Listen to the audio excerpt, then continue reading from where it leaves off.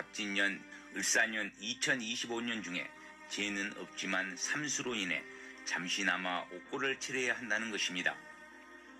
물론 기뻐해야 할 일은 아니지만 만약 이러한 일이 일어나지 않는다면 개감유록에서 전하는 메시아가 신인 흑영령이 아니기 때문입니다.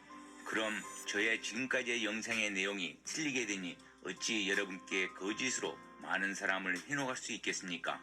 그리고 아직 일어나지도 않는 내용을 전하게 된다면 이는 천기 누설이라고 생각했고, 만약 영상과 같은 내용이 일어나지 않는다면 저는 저의 영상을 내려야만 하는 것입니다.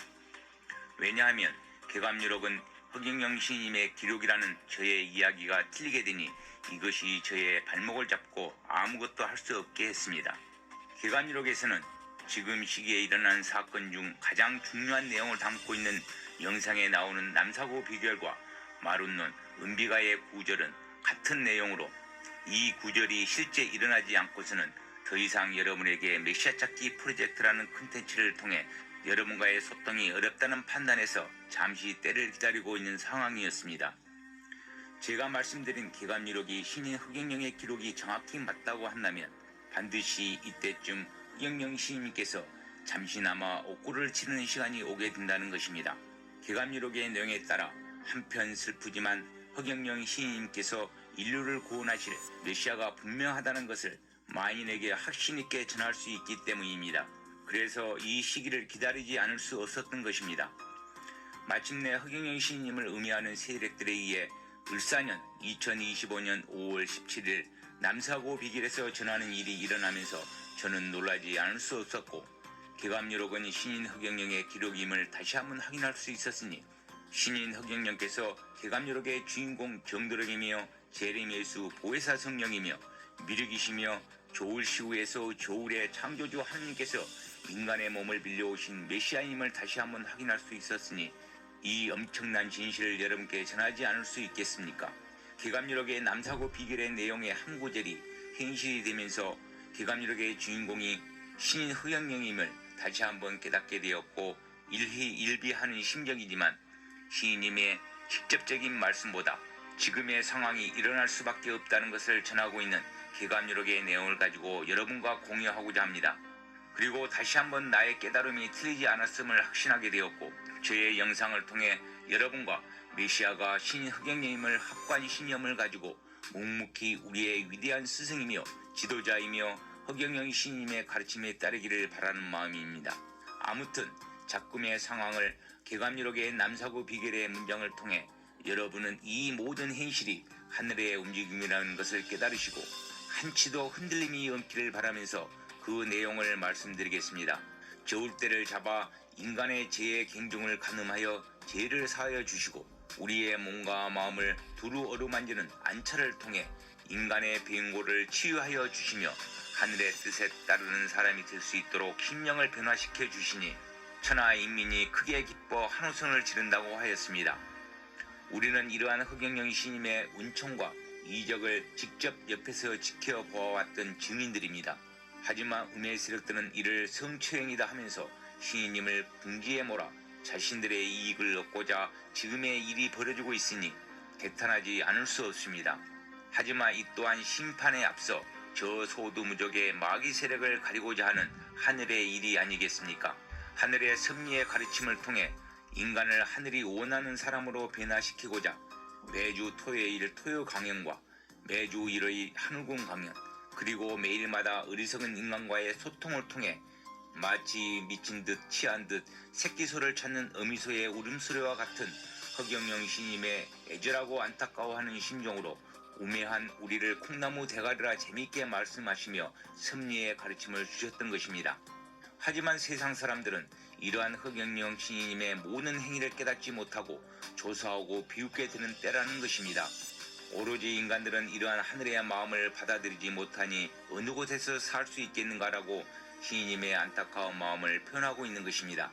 이럴 때일수록 우명, 즉 완성자이며 이기신 하느님이신 흑영령 시인님이 자정하고 계신 십승길지인 하늘궁을 찾아야 한다라고 하였습니다. 선각자들이 예언한 지금의 세상은 어둡고 긴 갈림길에서 어디로 갈지 길을 찾지 못하는 사람들처럼 인간들은 오로지 돈과 물질의 해난이 되어 있다는 것입니다. 현재 허경영 시인을 음해하는 세력이 누구입니까? 하늘궁을 자신들의 손아귀에 넣고자 하는 돈만 추구하는 세력들과 자신들의 이권에 도움이 되지 않다고 판단한 세력들이 아니겠습니까? 그런데 이 또한 하늘의 계획인 것을 우리는 깨달아 알아야 합니다. 인간들 모두 시인 허경영이 누구이며 그의 섭리의 가르침을 외면하고 생각하지 않는다고 하였습니다. 좋은 일에는 흔히 방해가 되는 일이 많다고 했듯이 이러한 말도 안 되는 이유와 거짓으로 시인 허경영을 음해하고 구속하여 옥고를 치르게 하니 호사다마를 이런 날을 두고 하는 말이 아닌가라고 했습니다. 이 또한 잠시 동안에 애군을 면치 못할 뿐이라고 했습니다. 허경영 시인님께서는 이러한 일이 하늘의 설정임을 아시고 계시기 때문에 하늘궁 공지문을 통해 우매한 세력에 대항하거나 접촉도 하지 말라고 지지자 여러분께 심신당부하고 계시는 것입니다. 십승 즉 인간의 몸을 빌려오신 이기신 하나님의 그 근본은 무형으로 다만 시인 허경영의 인간의 모습만 보일 뿐이라는 것입니다.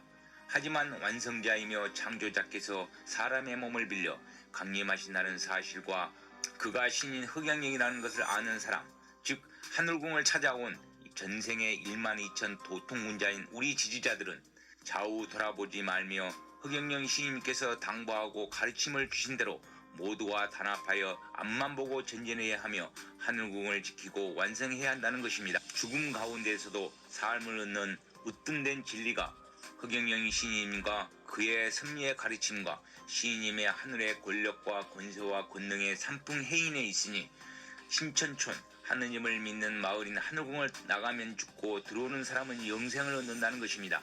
이번에 세워지는 가상대 성산성지 새 예루살렘인 하늘궁은 반드시 세워지리니 이를 떠나지 말며 탄탄대로 영원토록 변치 않으리라.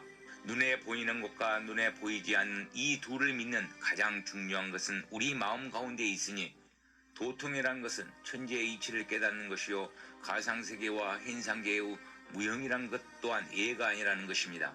창조주가 계신다는 것을 알고 참된 진리를 깨달은 사람이라면 더욱더 한순간도 쉬지 말고 하늘에 기도하고 허경영 시인께 기도하여야 한다고 하였습니다. 이번 5월 18일 하늘궁에서 허경영 시인의 부재 상황에서 사회자의 진행에 따라 행해지는 행사 과정을 보면서 저는 깜짝 놀라지 않을 수 없었습니다. 불교에서는 석가시대 3000년 동안에는 반야 바람일다가 크게 신비로운 주문이고 가장 밝은 주문이며 위없이 드높은 주문이며 동등함이 없는 주문이라고 했지만 이제 인간으로 오신 미륵 뿌리신 허경영 시인님의 허기시대의 경력시대가 열리게 되면서 반야 바람일다가 아닌 허경영 하는 주문이 크게 신비로운 주문이고 가장 밝은 주문이며 위없이 드높은 주문이며 동등함이 없는 주문이라는 것을 아시기 바랍니다. 그런데